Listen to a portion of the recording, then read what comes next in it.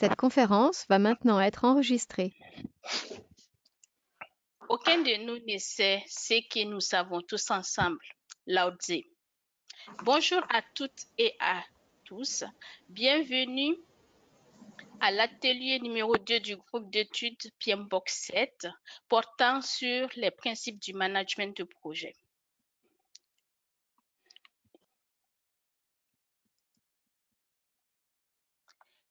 Je suis Mounina Tunkara et j'ai le plaisir de vous présenter l'équipe de présentation de la conférence de ce soir.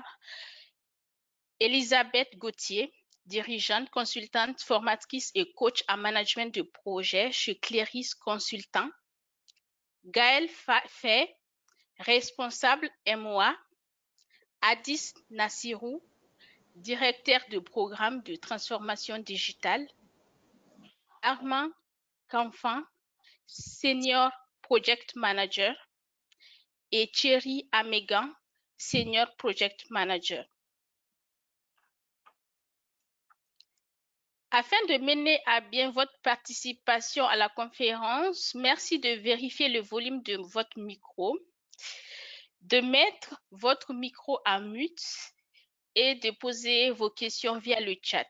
Vous pouvez aussi apporter des compléments d'information dans le chat ou demander à parler en direct. Dans ce cas précis, un temps de parole d'1 minute vous sera accordé.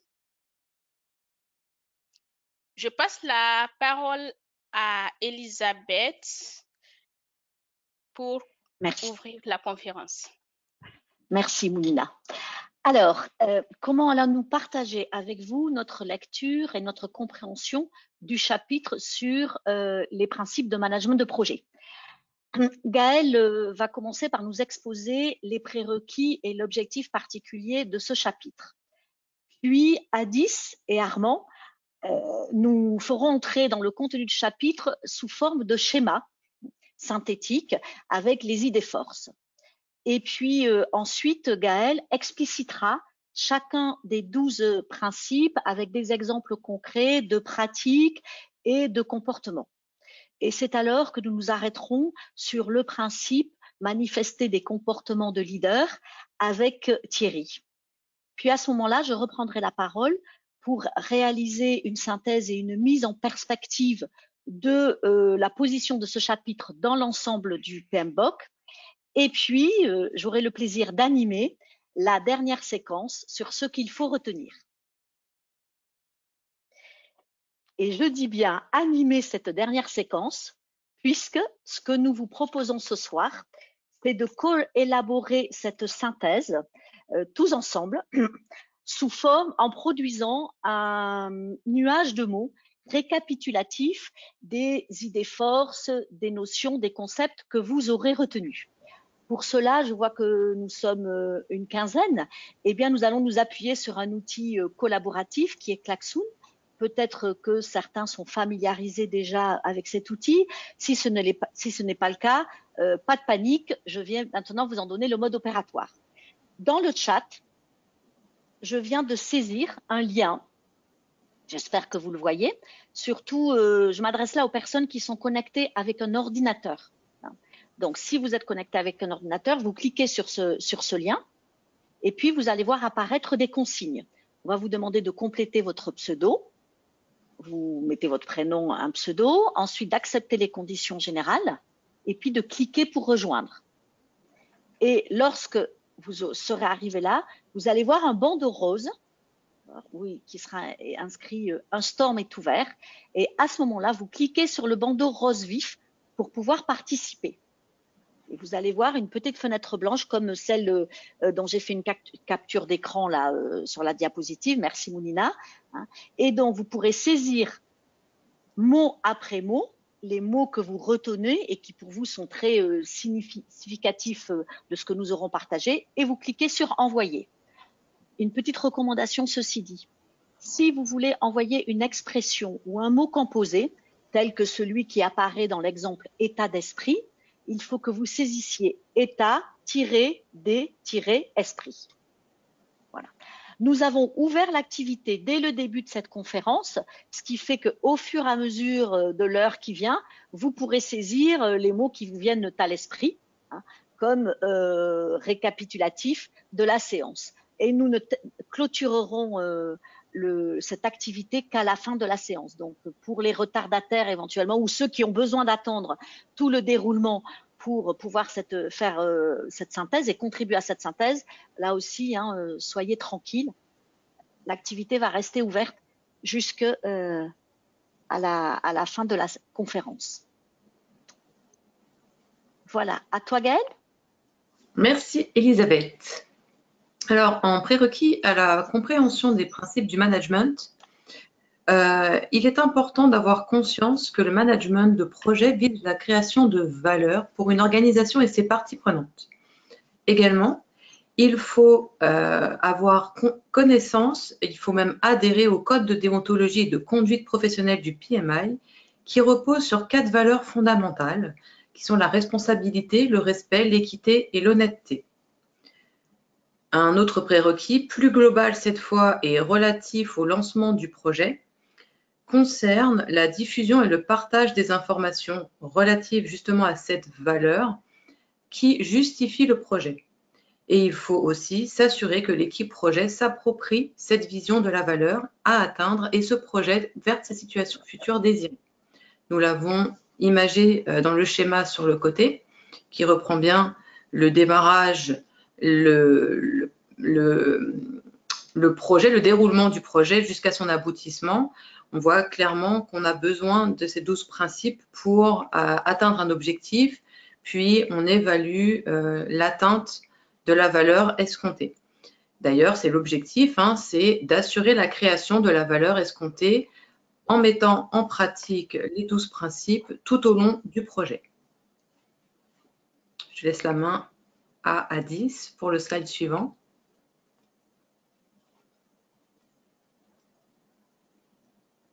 Merci Gaëlle. Donc, à la suite de Gaëlle, on parlait à l'instant de création de valeur.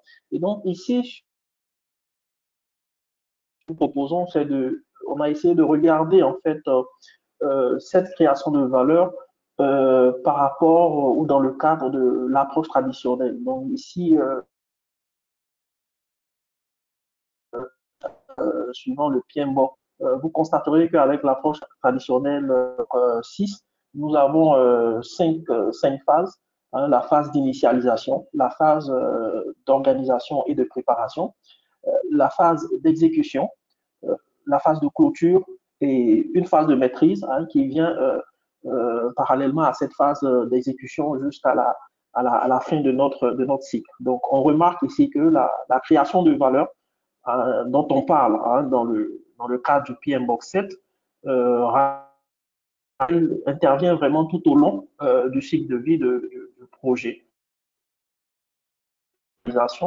Cette création de valeur va s'apparenter certainement à de la production de livrables, à de la rentabilité financière, et peut-être qualitative.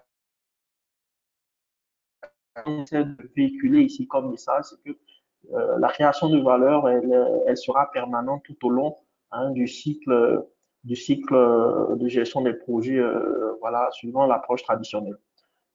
Très rapidement, je vais partir en fait sur la slide suivante.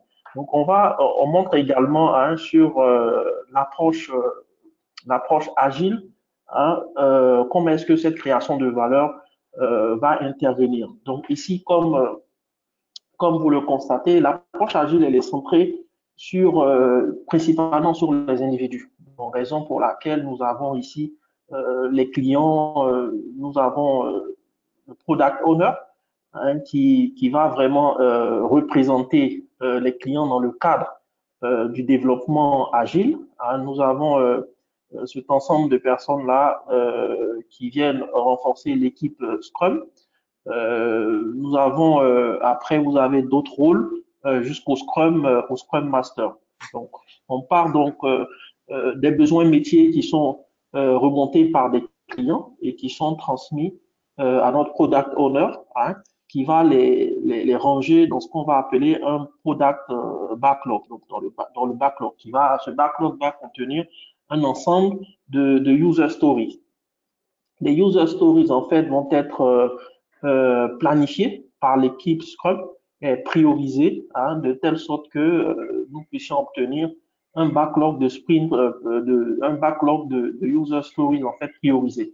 Donc, on va entamer un cycle itératif, un cycle de sprint, à l'issue duquel on va obtenir ce qu'on appelle un incrément, voilà, des incréments qui sont rangés dans le backlog. Donc, ce qu'il faut noter, c'est que dans l'approche agile, l'incrément, hein, intrinsèquement, l'incrément, c'est un accroissement de valeur, hein, d'une variable à chaque phase de l'exécution, donc d'un projet, d'un programme. Et justement, c'est à l'issue de la production de l'incrément que la création de valeur va se faire dans le cadre de l'approche agile. Donc voilà le message principal. Il faut retenir que à chaque cycle itératif, hein, on aura une création de valeur qui va se rajouter à une création de valeur jusqu'à ce qu'on obtienne une valeur plus grande à la fin du projet. Voilà, je pense que je vais passer la parole, hein, à Armand. Merci Aris, merci Aris. Dans la suite de mes collègues, on a préparé cette cartographie qui présente les 12 principes. Donc, on a bien compris depuis le début que les 12 principes sont les éléments qui encadrent le management de projet. Donc, la cartographie, en fait, on l'a repartie en deux grands groupes. Sur la gauche, on a répertorié les principes qui sont orientés autour de tout ce qu'on appellera les personal skills, la gestion d'équipe et la cohésion de l'équipe. Et sur la droite, on a répertorié les principes qui traitent de la satisfaction des stakeholders et de l'adaptation de l'équipe. Et tous ces éléments mis ensemble, en fait, convergent vers ce qu'on a précédemment défini, la création de la valeur. Donc, ce qu'il faut retenir principalement de ce point, c'est que les principes ils sont assez importants. Les principes de management fournissent des orientations pour la bonne conduite du projet. Ils peuvent se chevaucher, mais pas se contredire. Et ils sont présentés et applicables sans ordre ni priorité. Donc, il n'y a pas de classement, il n'y a pas de hiérarchie entre les différents principes. Et dans la suite des slides, Gaël nous présentera justement la relation entre les principes et les cas pratiques. Alors, dans le slide suivant, dans le slide des facteurs et principes, ce qu'on a voulu mettre en évidence ici, ce sont les facteurs associés à chaque principe. Donc, bien qu'il n'ait pas d'ordre particulier, ils sont quand même présentés avec une numérotation dans le PMBOK. Hein, donc, vous verrez, le premier principe correspond à un facteur de gestion, le deuxième de l'équipe, le troisième des parties prenantes. Le quatrième principe, lui, est basé sur la valeur, hein, la fameuse valeur. Le cinquième sur la pensée systémique, le sixième sur le leadership, qui est très important, notamment pour le chef de projet, mais pas que. Le septième est l'adaptation, le huitième, la qualité, le neuvième, la complexité, le dixième, les facteurs risques, le onzième, non des moindres, concerne l'adaptabilité et la résilience, et le douzième concerne le changement. Dans le slide suivant, nous avons mis des exemples pour chacun des principes. Donc, comme vous l'avez vu précédemment, chaque principe correspond à un numéro, même si ce numéro ne présuppose pas d'un ordre de précis. Donc, le premier principe, qui est être un gestionnaire diligent, respectueux et attentif, nous avons voulu donner comme exemple le fait de veiller à la motivation et au bien-être des membres de l'équipe. Pour le deuxième principe, qui est de créer un environnement collaboratif pour l'équipe projet, nous nous sommes dit qu'un bon exemple serait la mise en place des espaces, des outils collaboratifs et bien sûr la formation des collaborateurs à leur utilisation. Pour le principe 3, qui est impliquer les parties prenantes de manière efficace, nous pensons qu'un exemple intéressant est de communiquer efficacement auprès des différentes parties prenantes. Dans le principe 4, qui est de se concentrer sur la valeur, donc l'objectif, un exemple est d'identifier et intégrer les indicateurs de suivi de la valeur tout au long du projet. Pour le principe 5, qui est reconnaître, évaluer et répondre aux interactions du système, nous avons pensé à la mise en place d'une gouvernance du projet, tout simplement. Le principe 6, qui est manifester des comportements de leader, ce que nous nous sommes dit, c'est que c'est important de préconiser des orientations à l'équipe et influencer pour rester aligné avec la stratégie. C'est un exemple parmi d'autres, mais c'est un qu'on a estimé qui était intéressant. Pour le principe 7, qui est adapté en fonction du contexte, l'exemple de ce principe qui, au demeurant, peut paraître simple, c'est plus l'idée d'adapter une approche au contexte du projet. Le principe 8, qui est de garantir la qualité des processus et des livrables, on a pris comme test un test. Comme exemple, quelque chose qui est assez compliqué, généralement, c'est les tests de non-régression, qui soient appropriés. Pour le principe 9, qui est de se frayer un chemin dans la complexité, on s'est basé un peu sur l'agilité en se disant qu'un exemple serait de découper des sujets complexes en sous-sujets plus compréhensibles. Le principe 10, qui est optimiser les réponses aux risques. En exemple, nous avons mis concevoir une matrice des risques et forcément un plan des managements de ces risques. Pour le principe 11, qui est accepter l'adaptabilité et la résilience, nous sommes dit qu'un bon exemple, c'était que suite à un échec, il faut faire une réunion de retour d'expérience et mettre en place un plan d'action pour éviter de retrouver la même situation. Et enfin, dans le principe 12, qui est de favoriser le changement pour atteindre l'état futur envisagé, l'exemple que nous avons trouvé, c'est d'élaborer et mettre en œuvre un plan d'accompagnement du changement.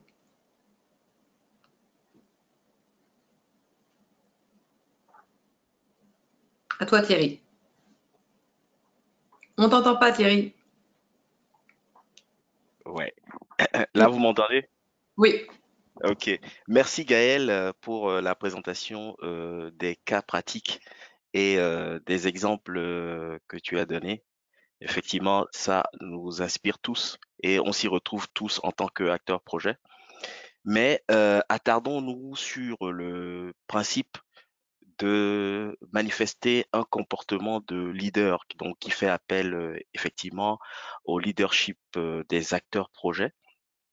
Et notre objectif va être bien sûr de vous proposer quelques clés au travers de situations pratiques. Donc, le premier, ça va être de permettre aux acteurs d'être authentiques en instaurant au sein de l'équipe projet un cadre de confiance qui va faciliter la création d'alliances fortes basées sur le respect mutuel. Et quand on parle de respect mutuel, bien sûr, on va parler de respect des compétences de chacun, respect des périmètres de chacun et respect de la personnalité de chacun. Je vais revenir sur le mot authentique. Authenticité, ça requiert vraiment la connaissance de soi, la connaissance des autres, la conscience de soi, la conscience des autres de l'équipe projet. Et de la même façon que il n'y a pas d'acteur projet ou de chef de projet idéal, de cette même façon, il n'y a que des acteurs projets qui acceptent de se fédérer autour d'objectifs partagés. Situation pratique suivante, faire face aux échéances à fort enjeu. Et quand, pour un chef de projet, on parle d'échéances à fort enjeu, c'est ce que vous vivez effectivement dans vos différents projets. C'est, par exemple, un jalon planning important, une négociation avec des partenaires ou des fournisseurs, une négociation budgétaire avec votre sponsor ou votre donneur d'ordre. Et ça, on va faire ça effectivement en essayant le plus que possible dans l'équipe projet de cultiver la confiance et l'entraide entre les membres de l'équipe projet pour faire face à ces échéances. Et on va également faire en sorte de prendre conscience de la valeur de la contribution de chacun de l'équipe projet avec l'importance du rôle de chacun et bien sûr le plaisir sous-jacent parce qu'il ne faut pas oublier de retribuer ou de fêter même les petites victoires, il faut les fêter. Donc très important. Et ensuite, dernière situation pratique qu'on va vous présenter, c'est la gestion, ça va être dans la gestion de l'humain. Vous savez que le plus compliqué, c'est la gestion de l'humain, c'est dans le domaine de l'irrationnel. Et quand on va parler de ça, on va plus parler de gérer les émotions dans une équipe projet. Donc, l'anxiété qui peut subvenir, des fois l'agressivité, le stress et la pression. Donc, on va faire ça en anticipant le plus possible les situations d'échec ou les situations d'erreur au sein de l'équipe projet et s'efforcer le plus que possible de faire preuve de flexibilité intellectuelle et mentale pour développer des scénarios alternatifs ou des scénarios qui rencontrent beaucoup plus de consensus ou même développer des scénarios de rollback, de retour arrière, pourquoi pas. Et en dernier lieu, encourager la capacité de prise de recul des membres de l'équipe pour ne pas réagir forcément à chaud dans toutes les situations. Donc maintenant, je vais repasser la parole à Elisabeth pour la suite. Merci de votre attention. Donc, il nous semble intéressant, avant de conclure la partie présentation de notre webinaire, qui, je l'espère, sera relayée par une partie de questions-réponses très riche avec vous, il nous semble intéressant de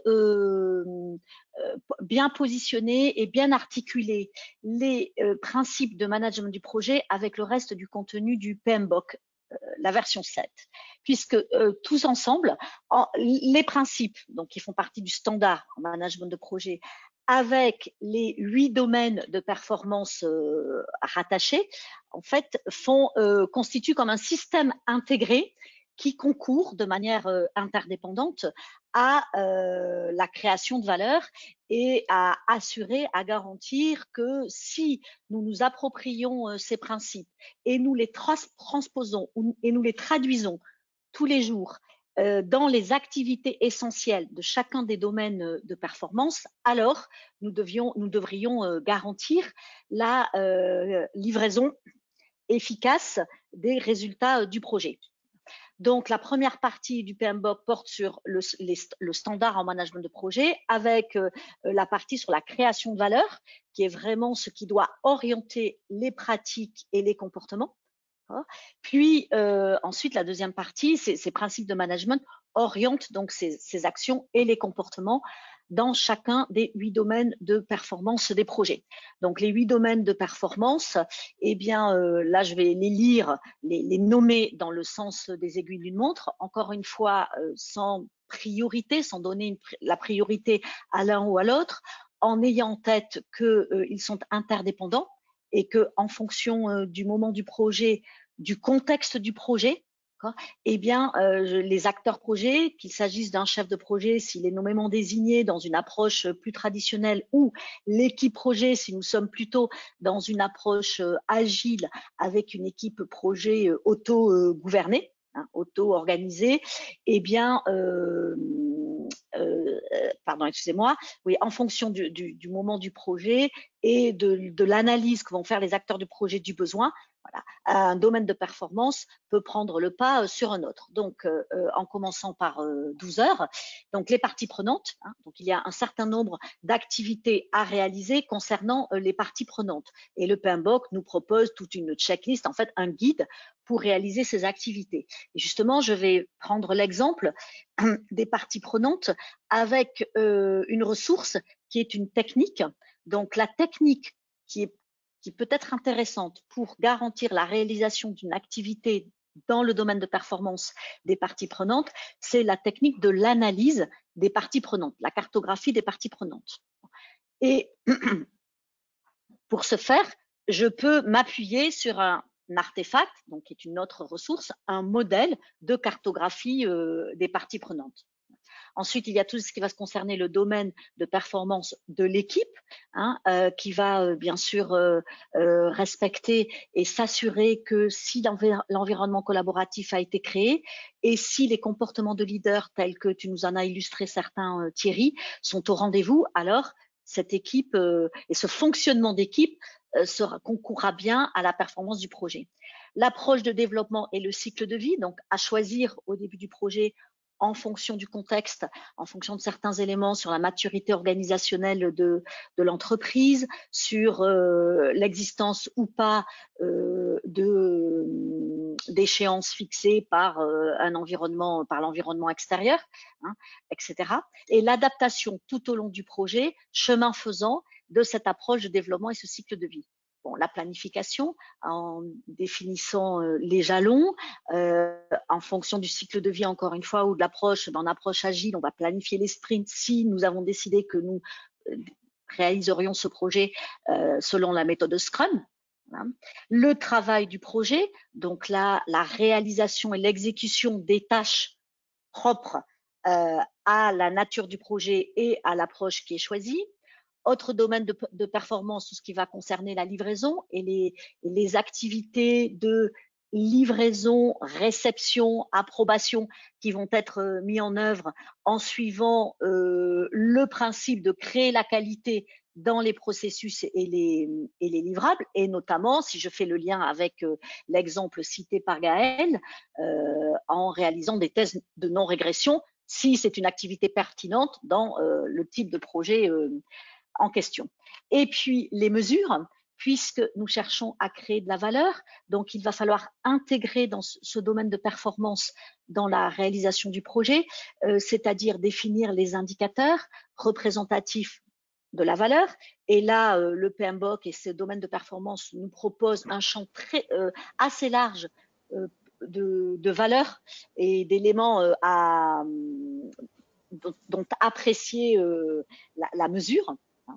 Et puis, donc, cette mesure qui se fait avant le projet lorsqu'il s'agit de définir la valeur escomptée, des mesures qui se font tout au long du projet sur la valeur acquise, etc. Et puis, bien sûr, l'appréciation et l'évaluation de la valeur et des bénéfices réels apportés par le projet, soit après la clôture du projet, si ce n'est qu'à ce moment-là qu'on peut l'apprécier.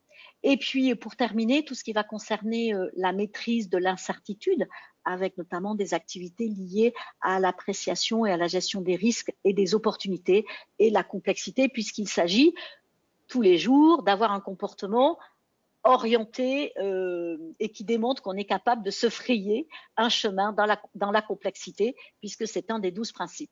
J'ai essayé d'illustrer donc comment les principes s'articulent et vont se concrétiser tous les jours, à la fois dans les pratiques et les comportements des acteurs projets. Nous en avons terminé pour notre partie de présentation. Je propose que nous passions à un premier arrêt sur ce qu'il faut retenir et je vais donc partager mon écran. Ah là là, oh, c'est riche, très très riche. Nous allons découvrir ensemble votre production.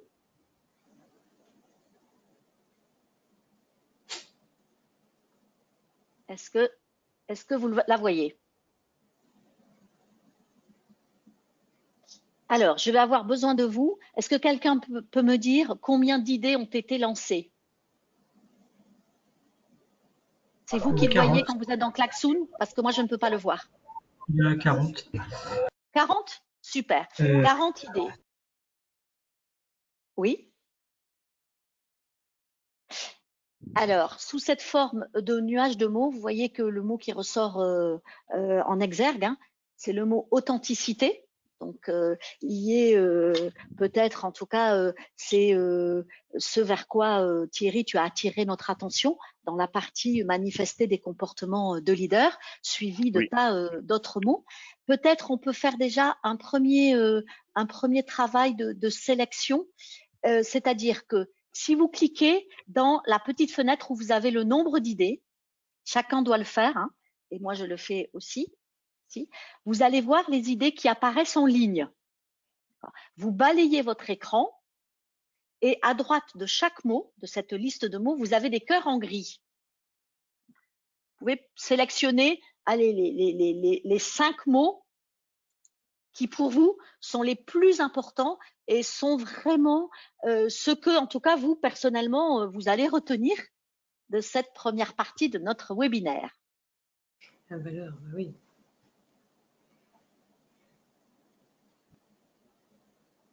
Sélectionnez.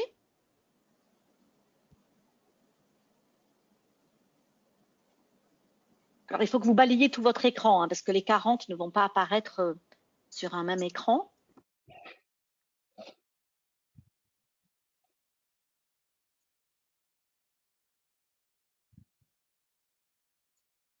C'est intéressant de voir les mots évoluer comme ça en direct. Et donc, est-ce que vous avez fait vos choix? Voilà qu'il y en a un qui a l'air de remporter la notion de valeur. Et donc, si je présente, voilà, les mots les plus populaires, donc votre première sélection qui pourra évoluer après peut-être notre temps de questions-réponses, hein, les mots à retenir selon vous. La notion de valeur qui est quand même le maître mot du PMBOK. Donc, si nous la mémorisons, eh ben, j'espère que nous orienterons tous nos comportements et nos pratiques afin de produire la valeur escomptée sur un projet.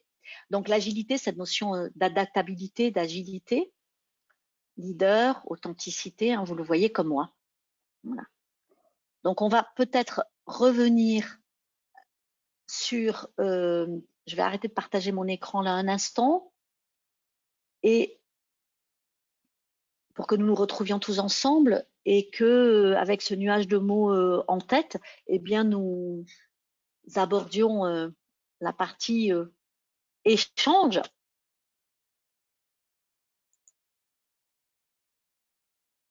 Merci beaucoup, Gaëlle, pour cette partie consacrée à la co-création de ce qu'il faut retenir de cette conférence. C'est très ludique. Et donc, pour revenir à la partie questions-réponses, je vois qu'il y a une question et je vous la pose. Et donc, la question c'est, le PMBOK 7 a-t-il été inspiré de la culture Lean, puisque la notion de création de valeur est une base fondamentale du Lean? Alors, je vais peut-être y répondre. Merci, Jean-Luc. Voilà, donc nous, quand on a rédigé le PMBOK 7, on est tous arrivés avec notre background, notre bagage. Je pense qu'on a été tous sélectionnés sur le fait qu'on avait un registre assez large, puisque l'idée en fait de ce PMBOK, c'est de faire en quelque sorte un état de l'art. Hein. Et oui, le Lean fait partie de l'état de l'art. C'est pas la source d'inspiration unique, bien évidemment, mais c'en est une. Et puis la valeur, effectivement, on la trouve dans le Lean, on la trouve dans d'autres référentiels. Donc la réponse est oui, on s'est inspiré du Lean, mais pas que.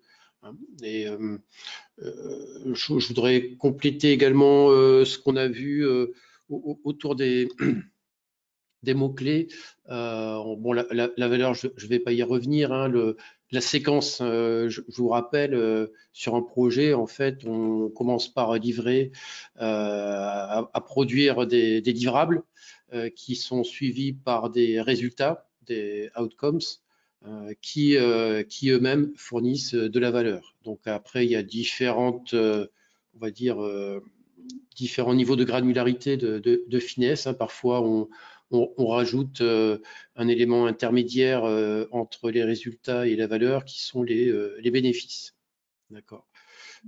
Voilà, un autre point également que je voulais souligner, puisque ça faisait partie des mots-clés, alors pas sur la dernière synthèse, mais la vision intermédiaire, on parlait de VUCA, hein, donc un environnement qui est volatile, incertain, complexe et ambigu. C'est sous-jacent. C'est sous-jacent. Si vous regardez bien, on parle à un moment donné de complexité. La complexité apparaît en tant que telle dans les principes. On voit l'incertitude qui apparaît en tant que telle dans les domaines de performance.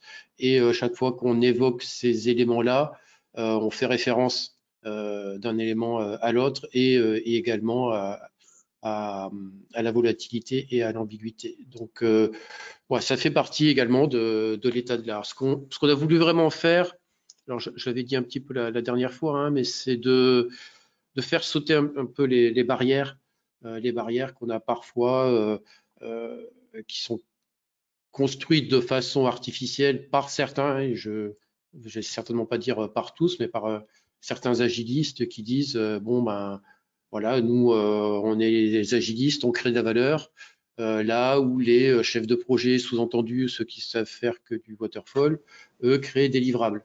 Et ils savent pas pourquoi ils créent des livrables, ils sont focalisés sur les livrables. Bon, et bien évidemment, les gens qui disaient ça avaient quand même peu d'expérience en gestion de projet, sinon on n'aurait pas réussi beaucoup de projets depuis la nuit des temps.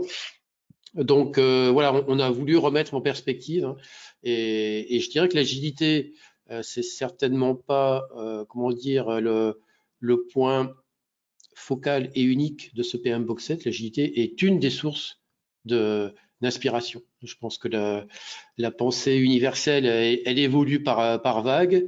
L'agilité, elle a certainement formalisé des choses qui étaient déjà opérationnelles pour certains dans leur projet. Il y a du bon sens, il y a du sens humain, etc. Je pense que les chefs de projet qui n'avaient pas ce sens humain et ce sens du leadership tel que ça a été évoqué, il leur manquait quelque chose certainement. Et voilà, on a mis en place un référentiel qui se veut être le reflet des différentes tendances, des différentes approches, hein, avec un spectre qui va des approches agiles jusqu'aux approches prédictives, en passant par les approches hybrides. Voilà. Excellent.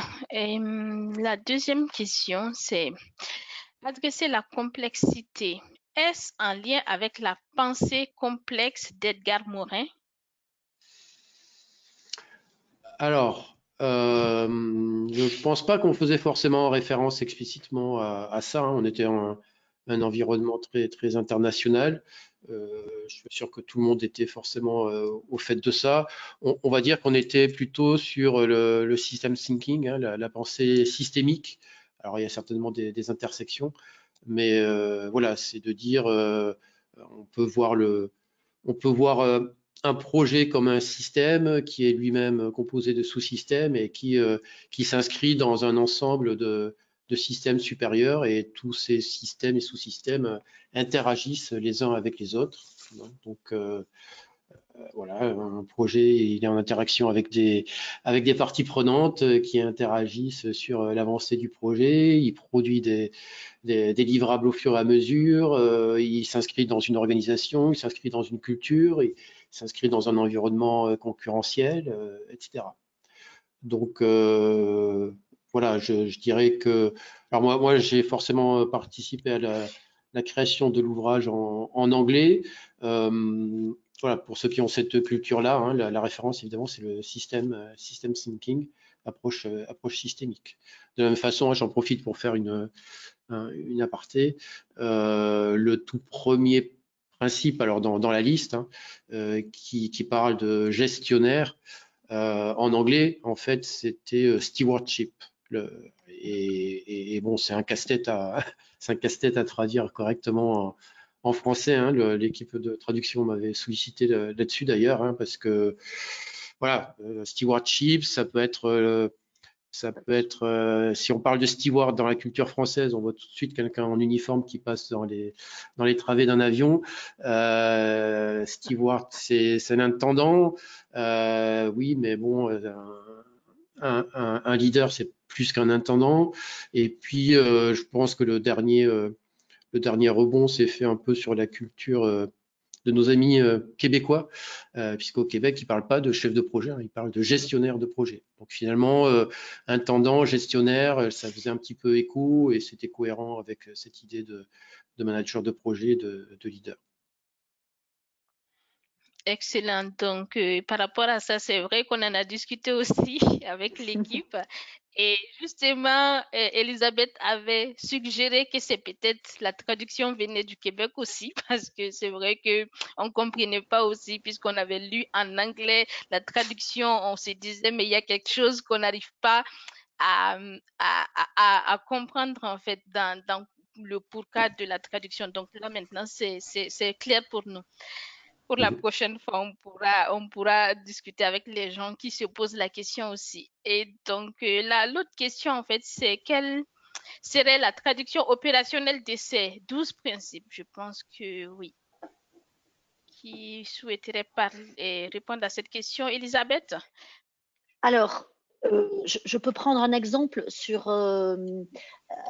prendre un exemple d'un principe qui peut être à la fois ça c'est le principe, créer l'environnement collaboratif pour l'équipe. C'est de mémoire, hein, je le dis, créer un environnement collaboratif pour l'équipe, voilà, et que je vais articuler avec le domaine de performance de l'équipe. Donc la traduction, pour moi, hein, la traduction opérationnelle de chacun des principes se fait dans le cadre du domaine de performance avec lequel il est plus directement en lien. Bon.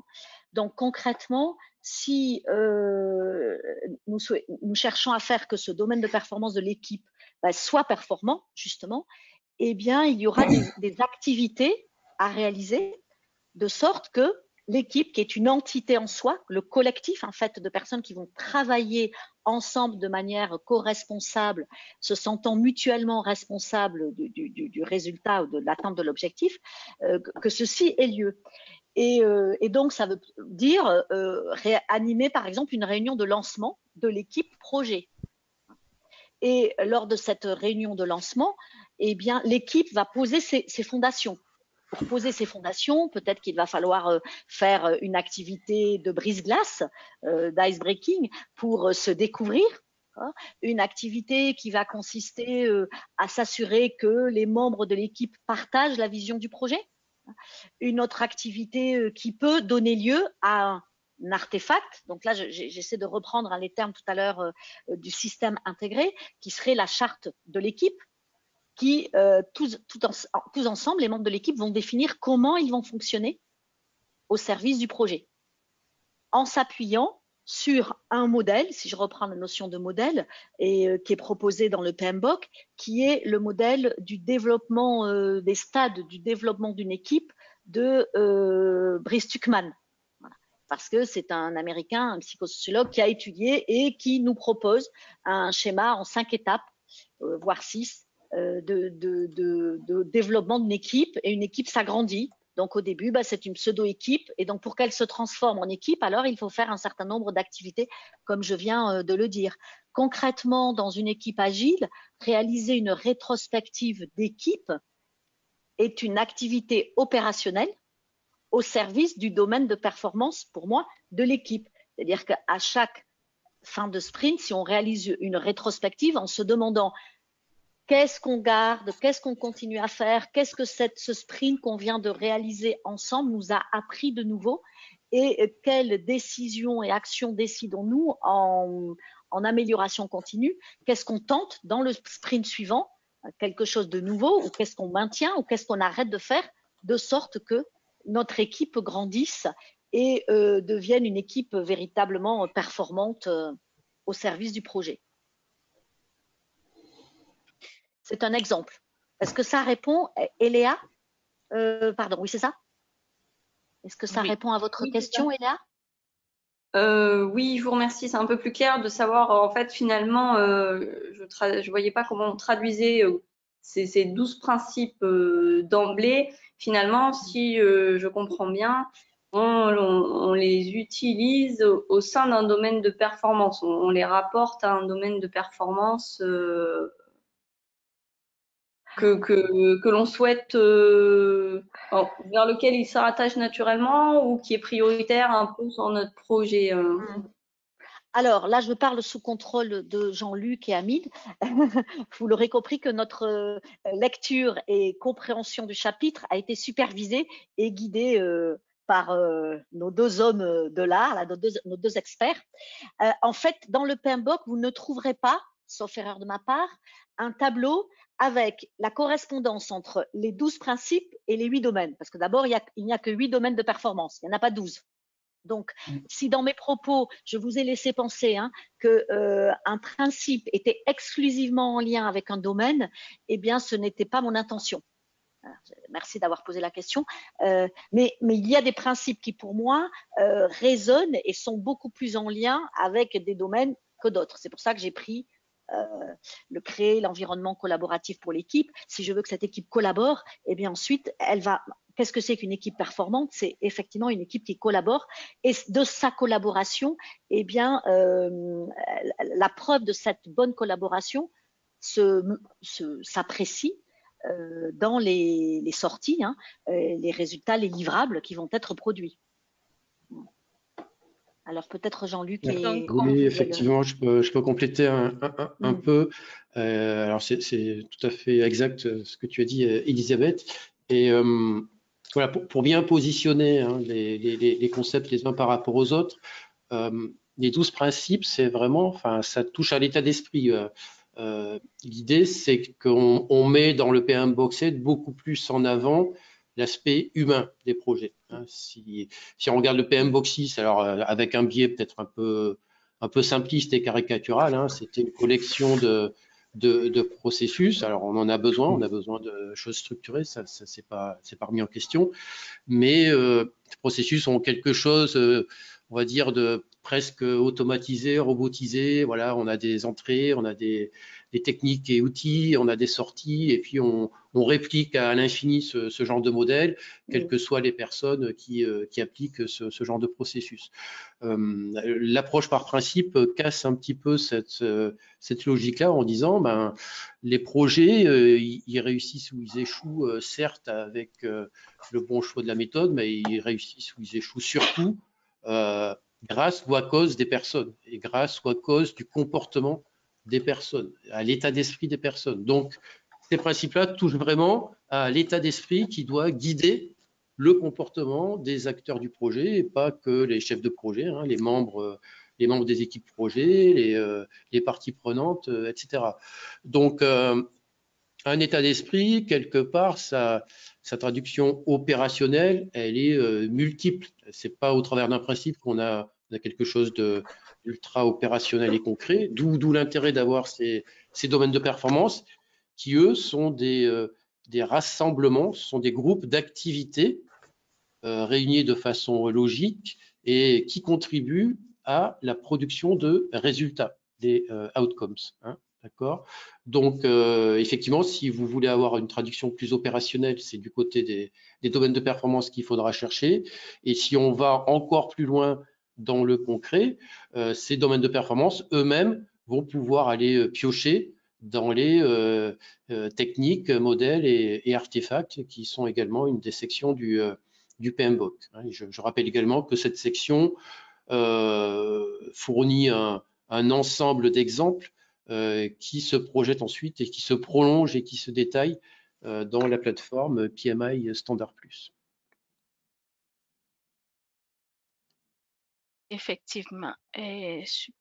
Donc, l'autre question, donc je pense que c'est la continuité par rapport à l'exemple de l'approche systématique décrit par Jean-Luc précédemment. Donc, c'est Eléa qui dit, dans ce cas, nous nous référons à l'approche systémique de Joël de Rosnay, et par la suite, Yanis dit, par conséquent, la gestion de projet de PMBOK 7 est tirée de la théorie systémique de Ludwig von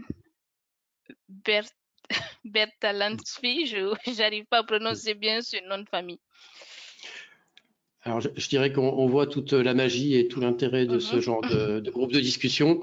Et moi, je vais vous dire de façon très, très humble, je ne connais pas en détail chacune des théories qui sont évoquées là, et j'ai hâte d'aller me plonger dedans dès qu'on aura fini notre réunion. Donc merci pour ces références. Alors peut-être que oui, peut-être qu'implicitement cette approche systémique s'inspire et à l'intersection de ces différentes approches. Je ne saurais pas répondre de façon catégorique oui ou non à ces questions-là, clairement. Mais merci pour les références. J'avais une question pour Jean-Luc Alvise. Oui. Les principes, évidemment, existent dans d'autres approches, Prince2, etc. C'est juste le chiffre 12. Pourquoi vous avez choisi 12? Parce que le manifeste agile, par exemple, il y a 12, hein, n'est-ce pas? 12 principes. Je m'attendais à ce genre de questions un jour. Non, très franchement, on nous a demandé quels sont pour vous les principes. On a travaillé chacun de notre côté, on a mis en commun, on a vu les tendances qui se dessinaient, on s'est mis d'accord, on a voté, on a filtré, on a catégorisé. Donc, tout ça, ça a été vraiment une matière malléable qui a été travaillée par l'ensemble du groupe. Et on est arrivé à 12. Voilà, ça aurait pu être 14, ça pourrait être 8. Non, il n'y a aucune intention de copier quoi que ce soit du manifeste agile. Après, moi, je sais que quand on rédigeait ça, je me disais, mais quelque part, on est en train de faire quelque chose qui est encore plus large que le manifeste agile. Le manifeste agile porte, comme son nom l'indique, en tout cas sur le développement de logiciels de façon agile dans sa version originelle.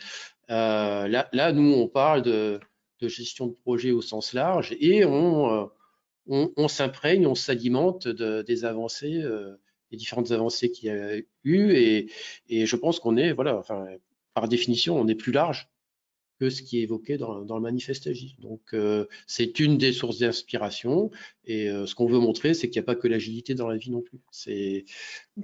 Ce PM Box 7 se veut vraiment agnostique. On a l'impression qu'il y a beaucoup d'agilité, mais quelque part l'agilité était déjà présente dans l'état d'esprit de beaucoup de chefs de projet, sans qu'elle soit appliquée de façon explicite. Donc voilà, on a aujourd'hui un corpus qui intègre de façon native, by design, je dirais, les différentes approches, là où, et c'est pas du tout un reproche, hein, je dirais que les avancées, elles se font de façon itérative, là où dans le PM Box 6, finalement, je vais très simplifier à l'extrême, hein, le PM Box 6, en quelque sorte, c'est le PM Box 5 plus une greffe de l'agilité qui s'est faite avec des ajouts dans différents points du PM Box 6 et avec cet Agile Practice Guide qui était carrément séparé. Donc, on voit qu'il y avait une tentative de greffe à un corpus déjà existant. Là, on est reparti de zéro et on a mis en place un corpus qui nativement intègre toutes les approches, dont l'agilité.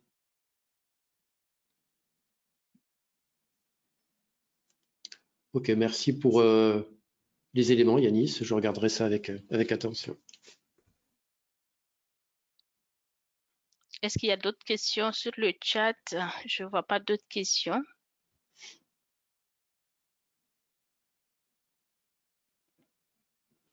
Ok, donc s'il n'y a pas de questions, on va passer à la suite de la conférence.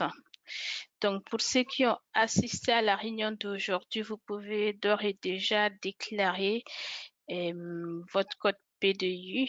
Donc, le numéro s'affiche à l'écran et cela vous donne droit en fait à un PDU qui se divise en un demi-point en fait pour la partie technique et 0,5 points pour la partie stratégique. La prochaine séance aura lieu le 3 mars 2022 et portera sur l'adaptation. Pourquoi? Qui est le chapitre 3 du corpus des connaissances en management de projet. Actuellement, nous avons constitué 4 équipes de travail de 8 à 9 personnes et nous espérons en fait que les personnes pourront travailler sur ce chapitre. Il y aura plus de personnes à travailler sur le chapitre 3 et Vous pouvez aussi répondre à l'enquête de satisfaction que nous avons élaborée. L'objectif est d'améliorer les sciences à venir.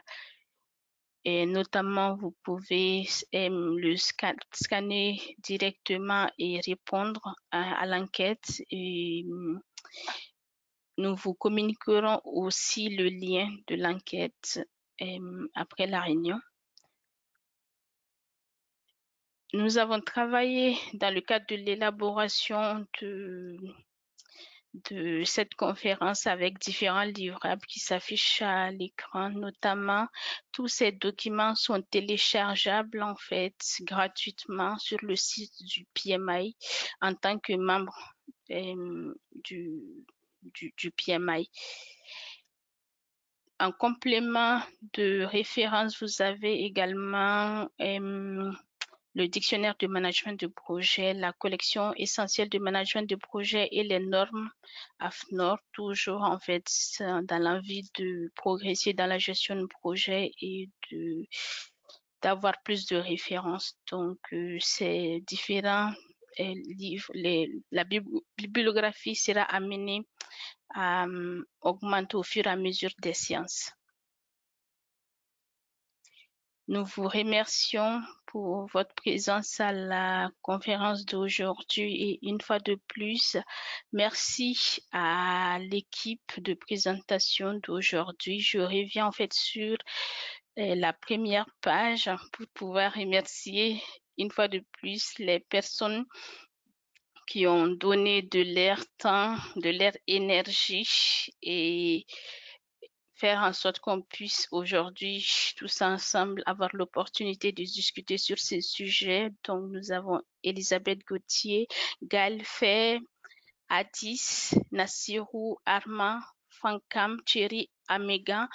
Et bien sûr, nous remercions Jean-Luc Favreau pour son expertise et sa bonne maîtrise du PMBOK 7, puisqu'il a été l'un des co-créateurs, et aussi l'équipe organisatrice, notamment Hamid, qui a tenu à nous accompagner dans l'élaboration en fait de cette présentation.